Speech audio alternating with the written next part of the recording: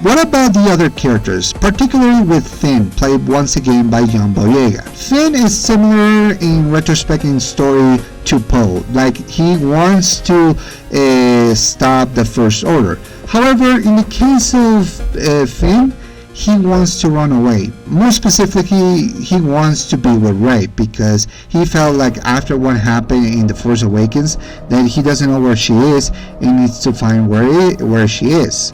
But unfortunately, he has to help the Resistance to stop the First Order from chasing them. So Finn teams up with a character called Rose Tico in order to find a codebreaker. They go to a planet called Canto Bight where we see him throughout the majority of the second act of the film, trying to not only find the codebreaker but also to interact with Rose, reminding him that about the war, how everybody profits from it, even though some poor people cannot afford that and they are punished for it. And it's basically trying to bring the characterization for Finn that ignoring everything about the war or running away is no better for anybody, or it doesn't make him better than those who are oppressing him or those who turn him into a stormtrooper. Finn wants to run away, but then realizes that running away is not the point, and he has to fight, that he has to become a hero. And that is something that I see in John Boyega's acting.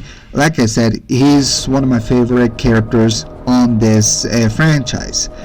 Not the top best, I would say that. Obi-Wan and Mando take over that.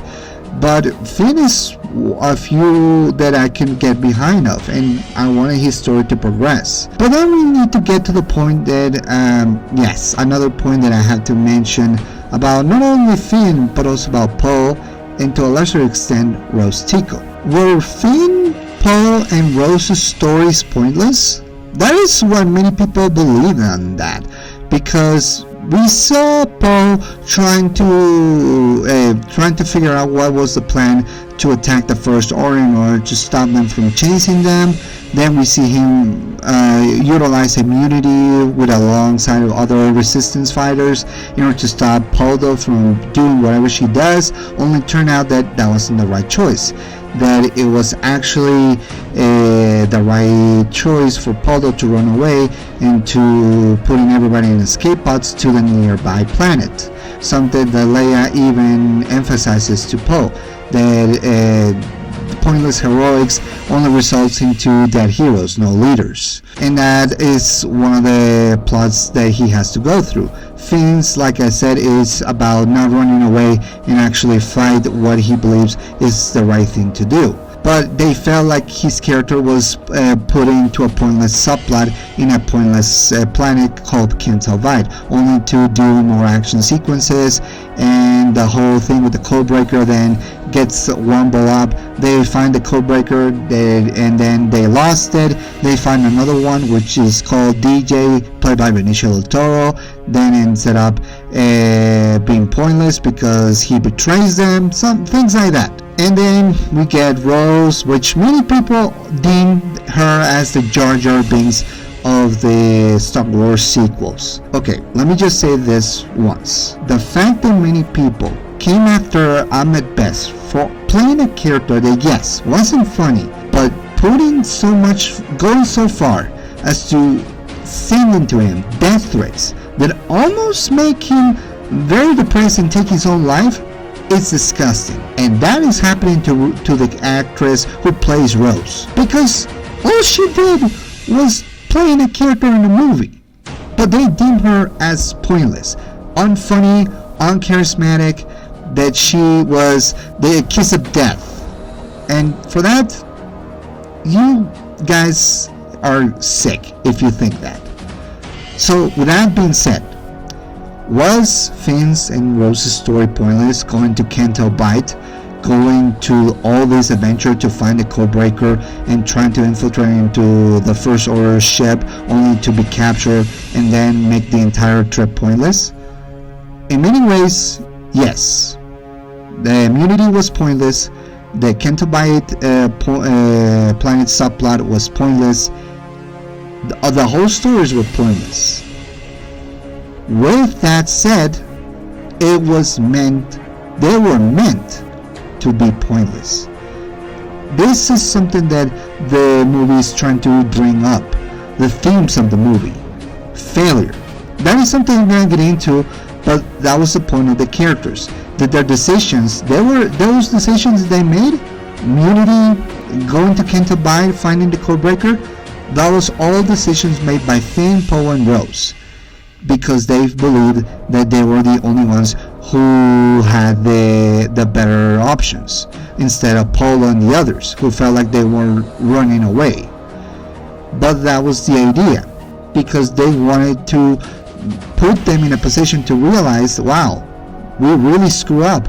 Because, we all love the underdog. We all love the little risk with little chance of success, but it works anyway, because we are accustomed to. We want the plans for our heroes to work because we wanted them to succeed. We want them to be okay. But their decisions only resulted into more screw-ups and more problems for them. And that is something that the movie is trying to bring up. It's trying to bring the failures of Finn, Poe, and Rose as well, to make them realize of the mistakes they made. Poe's mistake was to not trust Paulo with the plan and actually trying to create immunity, thinking that she was a traitor, only to realize that she was only trying to save lives. And that is something that he realizes.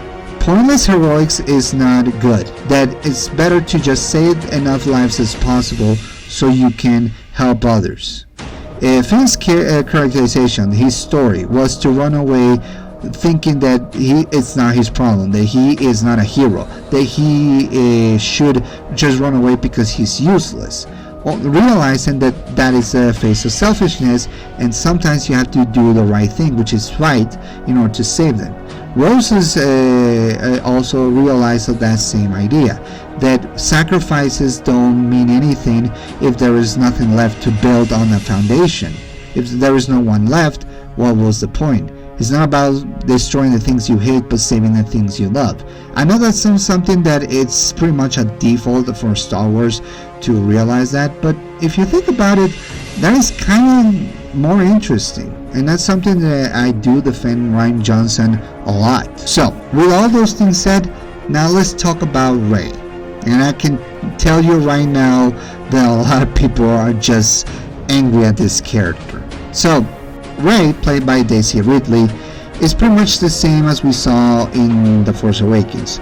She now has powers, the Force. She's trying to convince Luke to not only train her in the manners of the Force, but also to help her in this dire moment of helping the Resistance against the First Order. And that is something that she struggles with, because throughout the film we see her be trained by Luke, train about the arts of the Force, realizing of the potential she has, having conversations with Kylo Ren, figuring out why he did what he did, realizing that maybe there's something that she can do, believing that history is repeating itself, and trying to redeem Kylo as well. So one of the things that I should say again, Rey, Daisy Ridley, wonderful character, wonderful person, wonderful actress. It's a shame that this actress didn't have enough roles in Hollywood, because honestly she is very well acted. Daisy really makes Rey into a really compelling character that you can get behind of. And that is something that a lot of people just cannot accept that. And that is something that I found interesting in Rey, that she believes that this is the same story as in the original ones. Recall, the original story about Rey is that she wanted to live the life of adventure, fighting with rebels, fighting alongside them against empires, believing that history is repeating itself, because believing that it's something that she wants, that's something that is happening right now. And that is also one of the themes of failure that they are bringing up, how she cannot get past on the failure that she is not living the same thing as in the original ones, because this is different stories, this is a different people, and she cannot accept that. Also, another thing that they added on in Rey, she tries to discover Where are her parents? Who she belongs to? What kind of lineage is because she believes that because she has the Force powers, then maybe she belongs into a powerful bloodline. Only to realize that that is not what she is. That she's a nobody. That she is just another person that just so happens to have a lot of wonderful things. Be a scavenger hunter. Be experts in mechanics. Wielding the Force. And that is something that many people cannot accept that. I'm going to get into Rey at the end on Rise of Skywalker, so just be patient. But let me just say this. The subplot of Rey about her story alongside Luke and Kylo's, it's interesting, it's compelling. You realize how much she is struggling when accepting things about herself, accepting about other stories, and thinking that that is what is happening right now. But that of course isn't, and that is something that becomes a bigger flaw for her. And like I said, Daisy really makes this character very wonderful and really beautiful to see. But with that being said, and with all these attributes that I mentioned, it's time to bring something that a lot of people have brought up in regards to not only this film, but the entire Star Wars franchise. Now, before I say anything else, I want you to let you know that this point is not to say that I hate women in movies or media, that they should not be heroes, or that I have a particular agenda against women be the main characters.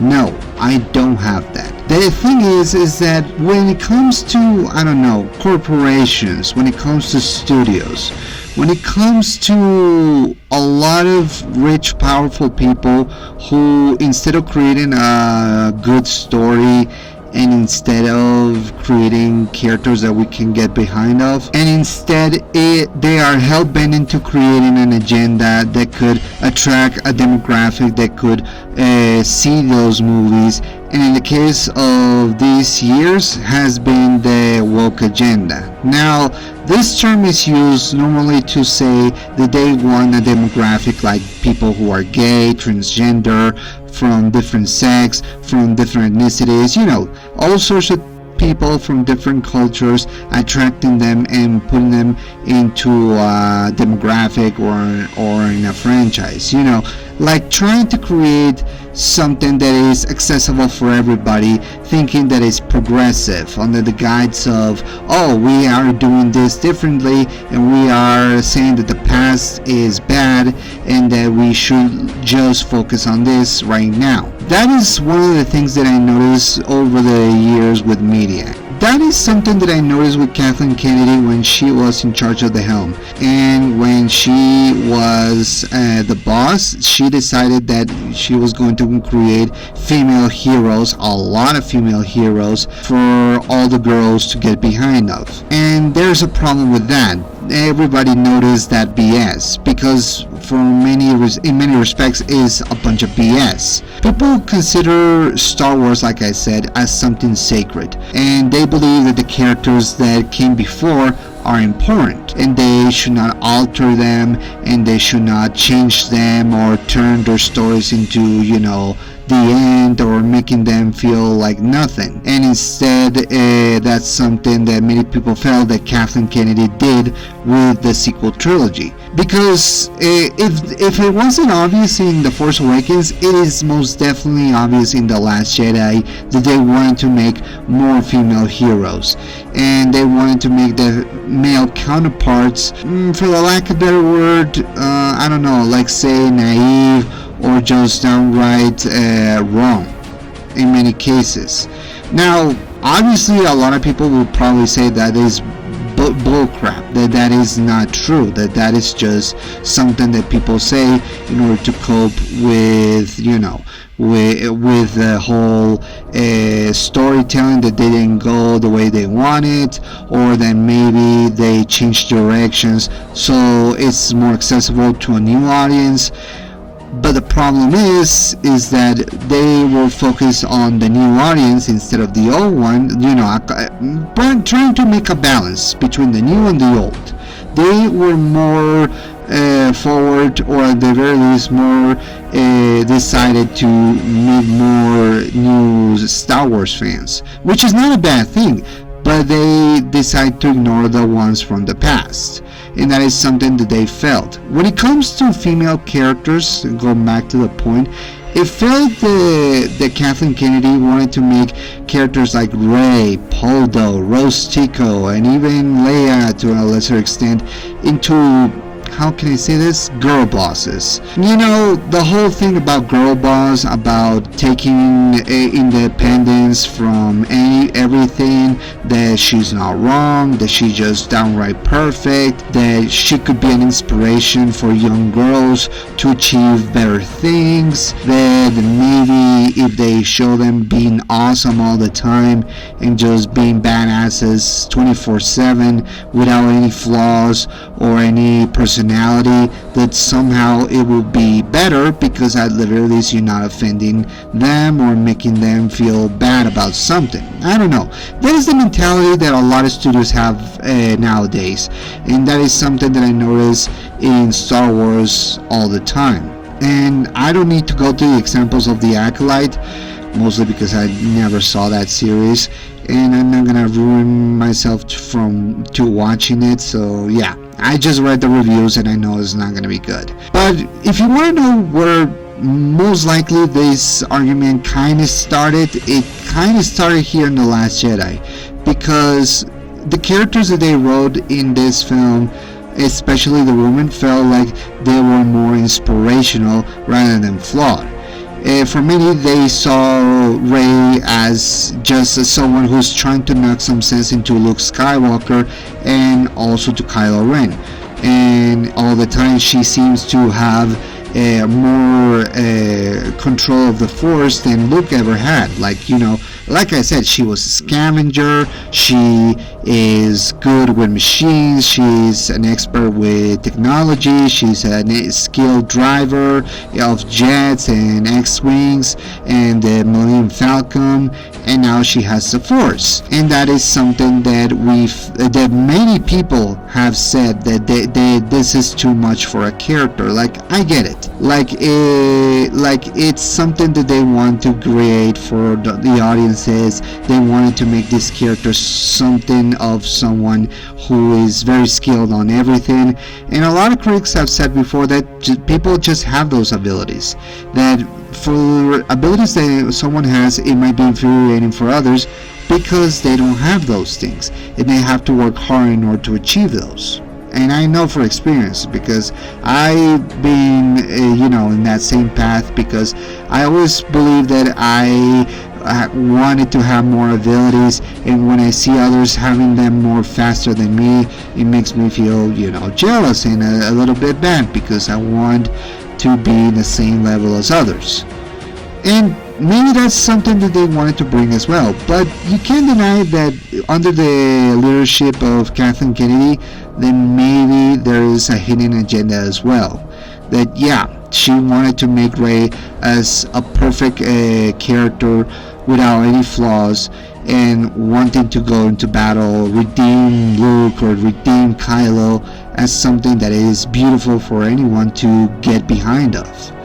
But for many, especially for older Star Wars fans, and I'm not just saying older Star Wars fans who are just white men who just watch the original trilogy, or that they're just guys who live under their mom's basement, that kind of cliche that they said about critics.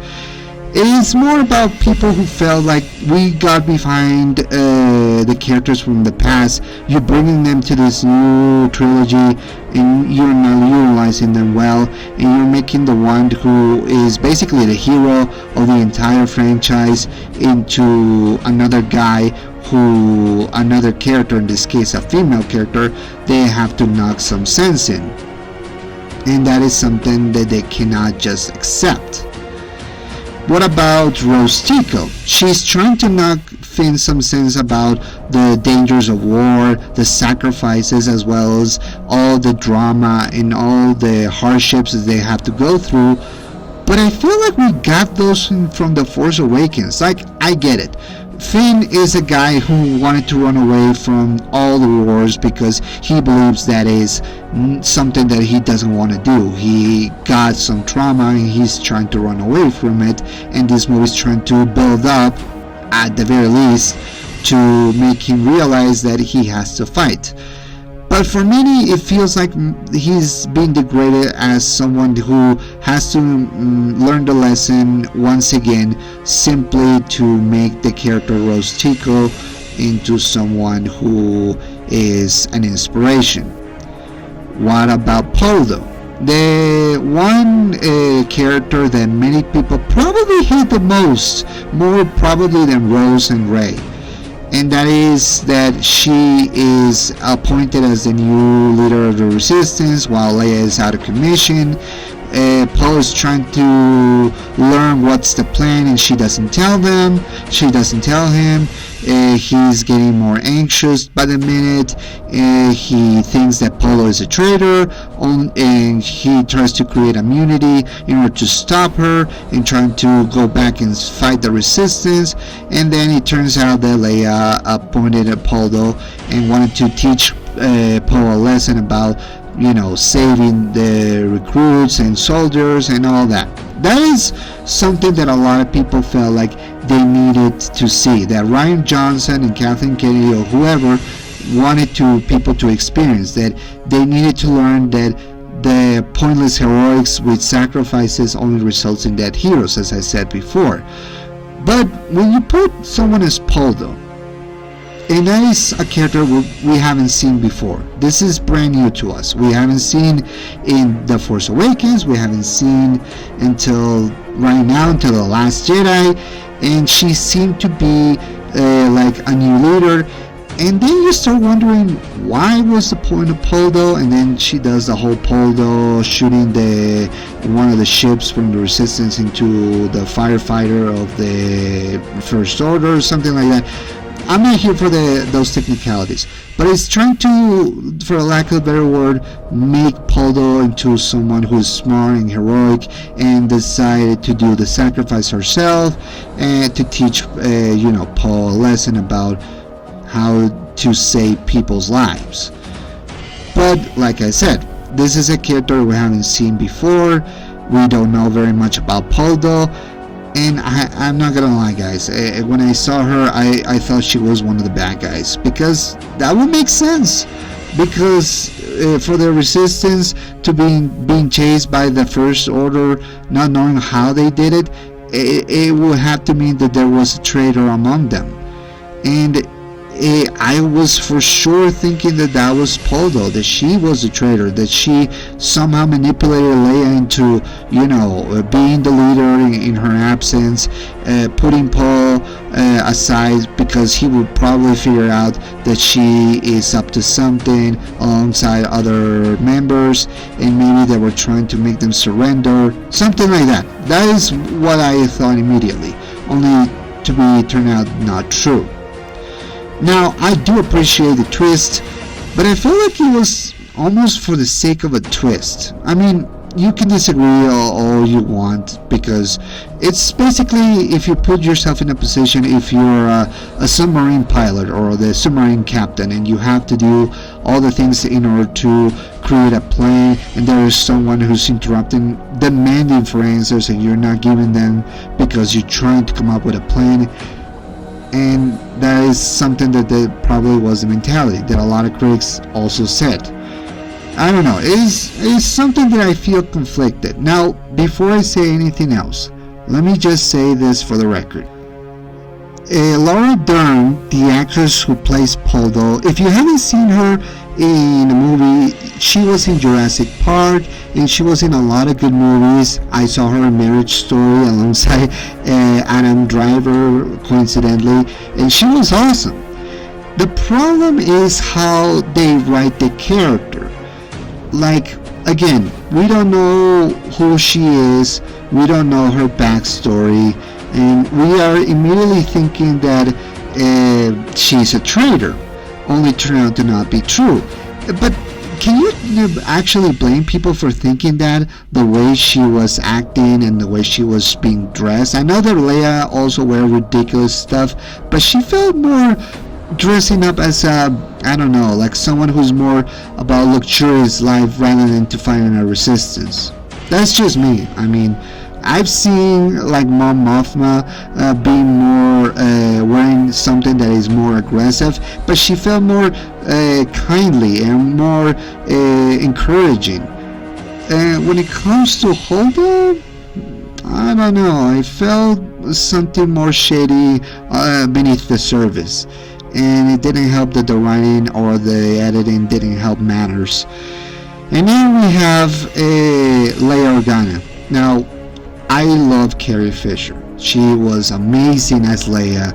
It's very sad that she had to pass away before this trilogy was concluded. And I was feeling so bad that she couldn't see what the character could have become in the near future. They didn't saw this movie. But we have to be honest. They also felt like they were trying to make her into a girl boss instead of a princess that turned into a general. That might be technical, and we all know that Leia can throw a punch and shoot a laser with no problem, but it felt like they were trying to push her as another girl boss character. I don't know. That is all a matter of perspective and opinion.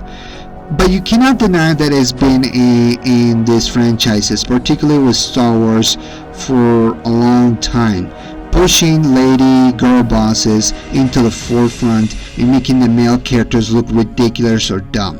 Maybe as a commentary, maybe to say, screw the patriarchy, and hey, I get it. We all want more female representation, but it feels like they are only going in one way. That the female characters have to be heroes. They cannot be villains, they cannot be victims, they cannot be anything else other than to being girl boss, perfect all the time, 24/7, like I said before. And that might create alienation in the fans, in the moviegoers, because they feel like they're just being lectured about what is right and what is wrong.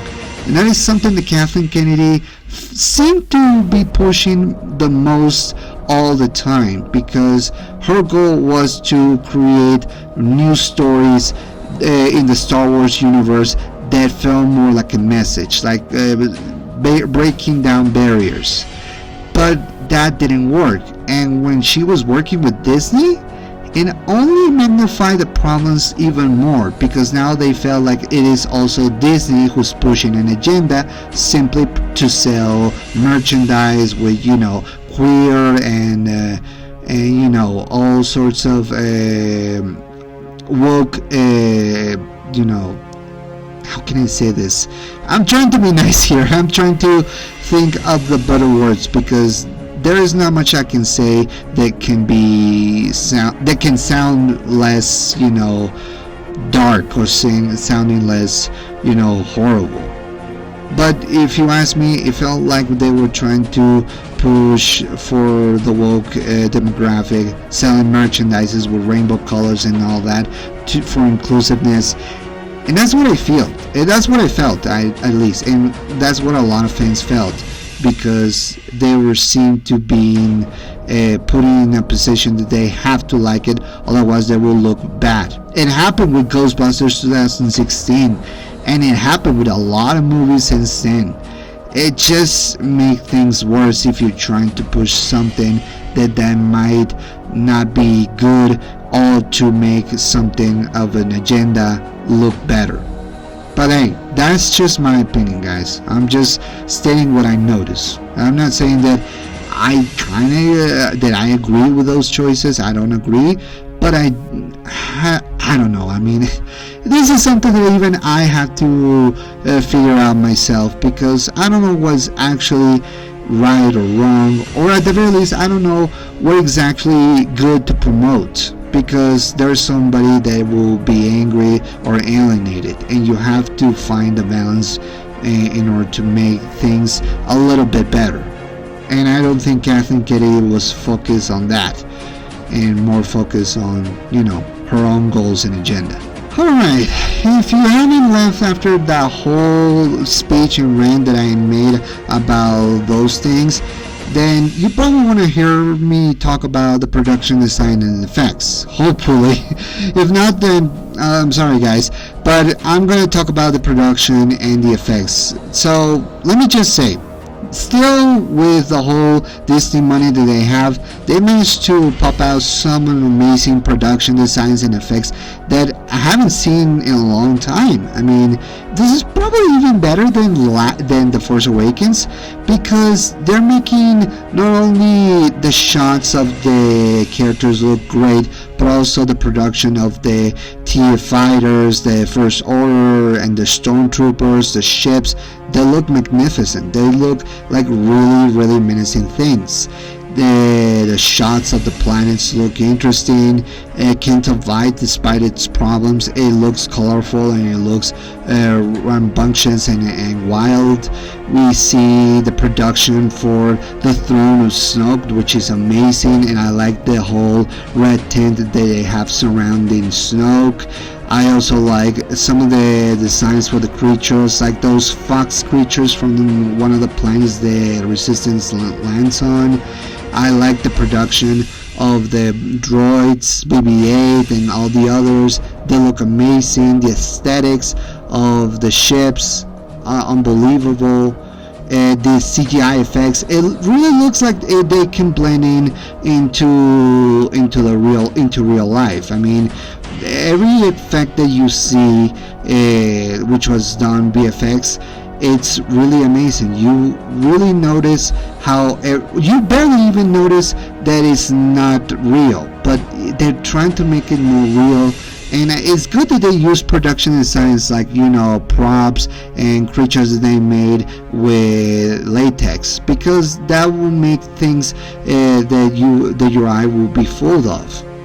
So with all that, it also brings me to something I didn't brought up before: the action sequences.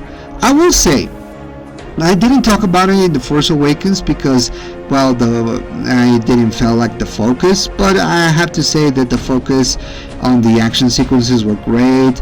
The lightsaber battles, the fights on space, the chases, the ride on the Millennium Falcon, the creatures they encountered, they're all great. Last Jedi surpassed that in my opinion, because it has some amazing moments. The fight between the Resistance and the First Order, when the Resistance tries to escape from them, their battles be in the other planet, in the Salt Planet, fights between Thane and Phasma, in which it was all incredible. And probably my favorite ones in the last act, when I see Rafe and Kylo facing against the Red Guards, all the other spaceships battles, and probably one of my favorite ones, Luke versus Kylo Ren. Now, obviously a lot of people are probably upset about this because it felt like Luke didn't fight Kylo Ren instead of being, an amazing battle like the ones that we got in the prequels or in the original trilogy. It felt like he was just defending himself or avoiding the attacks that Kylo threw at him, and just revealing himself to be the Force projection.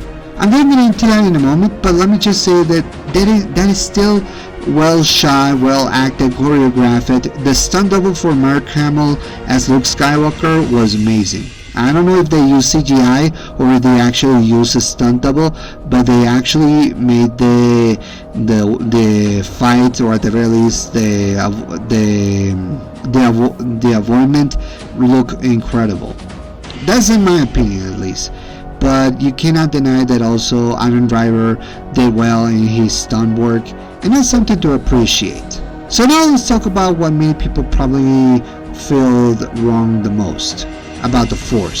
So we all saw that Luke used a Force projection in order to trick Kylo and allow the Resistance to escape. But what people don't like is how Luke didn't fight. Which brings me into an argument that many don't want to have. Did they actually evolve the Force or regress it? So when I talk about the Force, It's hard to say. It's like Obi-Wan says, is an elemental force that binds every living being into existence. Like it surrounds us, guides us in so many ways. When it comes to this movie, they're trying to make the force something more interesting. Like it's not just necessarily life force and dark side, but it's actually something beyond. For example, we see Snoke using the Force to make a communication between Kylo and Rey. We see Rey herself going into a hole in the planet Ahch-To, trying to find out about her past and her lineage. We see Luke trying to neglect from the Force. We see a ghost of Yoda calling the thunder to destroy the Jedi Temple. And as I said before, we see that Luke is using a force projection to trick Kylo, which in the movie makes it that he dies. That using the force projection makes Luke so weak that he could lose his life, and he did. And that is something that a lot of people felt, wrong the most. But honestly, I like that the Force is something that is hard to define, and the characters in this film are trying to figure out how to navigate it and take it to whole new directions. I appreciate that, because we need to evolve the Force a little bit more, Like, it can't just be lifting rocks or mind control or zapping people or choking them or something like that. It has to bring more things, because that's why you have an expanded universe, to learn about the Force, to learn about other characters and stories. If the Force is going to evolve, you have to show what else can it do. But if you neglect it or regress it to a lesser degree, then you won't learn anything else. You won't find that spiritualism that you are looking for. And that is what it's all about, the spiritualism. How this movie is trying to bring out the Force is trying to be something very spiritual, how we can bend it, or how a person who is really in tune with it can take it into a whole new level. That's what I feel, at least. But others felt like it was just regressing it, because it's trying to do a lot of magic tricks that no one asked for. Force projection, communicating with other people, or trying to go into a void and finding about your past. Like, I feel like we didn't got those in the original films. But guys, the original films were focused on a couple of things, and the Force was focusing on the basic stuff, levitating, mind control, force choke, and all the things that I mentioned before.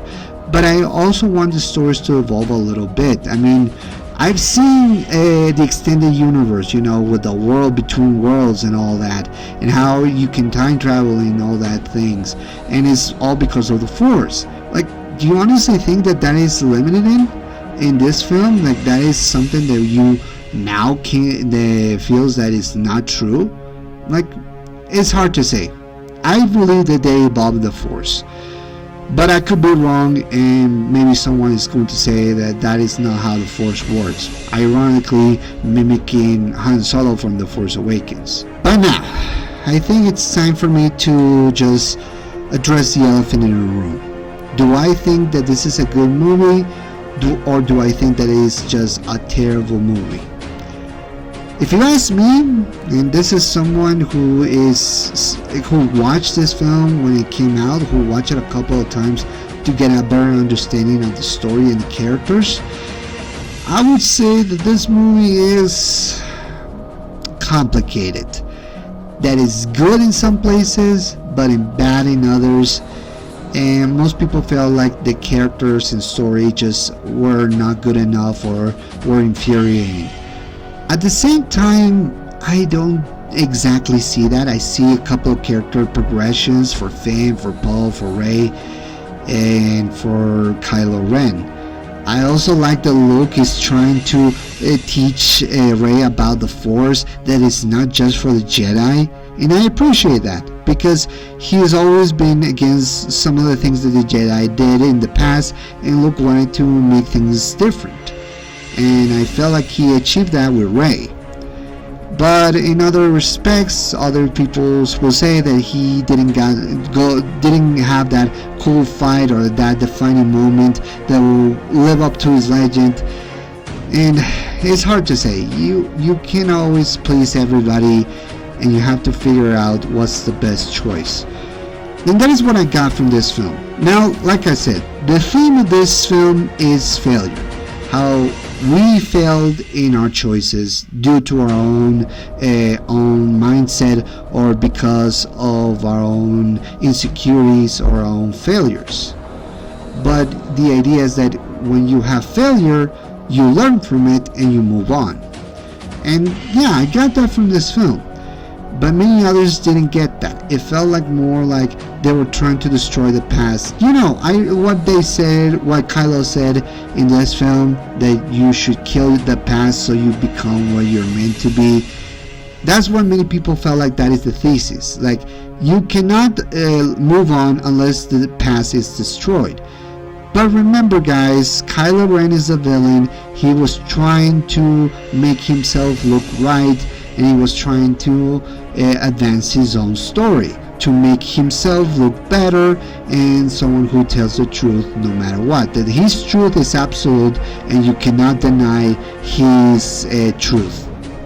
And that is something that a lot of people need to realize, that is not the thesis. That the thesis is to learn from the past and use it to create a better future, or to create a better present as well. Like, learn from the past, live and change the present, and you will have a better future. Something like that. That's what I got from this film. But I will not deny that there are a lot of problems with this film. There are a lot of characterizations that I could have used less of, a lot of action sequences that they didn't need to be there, and a lot of inconsistencies in the timeline, in the characterization of characters, and all that. That's what I feel, at least. But I don't think this is the worst movie in the world. I think, if anything, it's just somewhere in between. If it's good or bad or okay. But that's just my opinion. And honestly, it's a much more interesting Star Wars movie than, unfortunately, the next one I'm going to review. So yeah, this might not be the worst Star Wars film of all time, but the next one, stay tuned.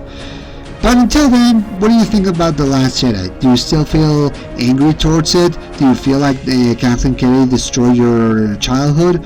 Or do you feel like this is just another film in the tapestry of Star Wars, and it has a lot of good things? Well, let me know in the comment section below. So stay tuned for next week, and until then, I'm Enrique, and I'll see you next time. Peace.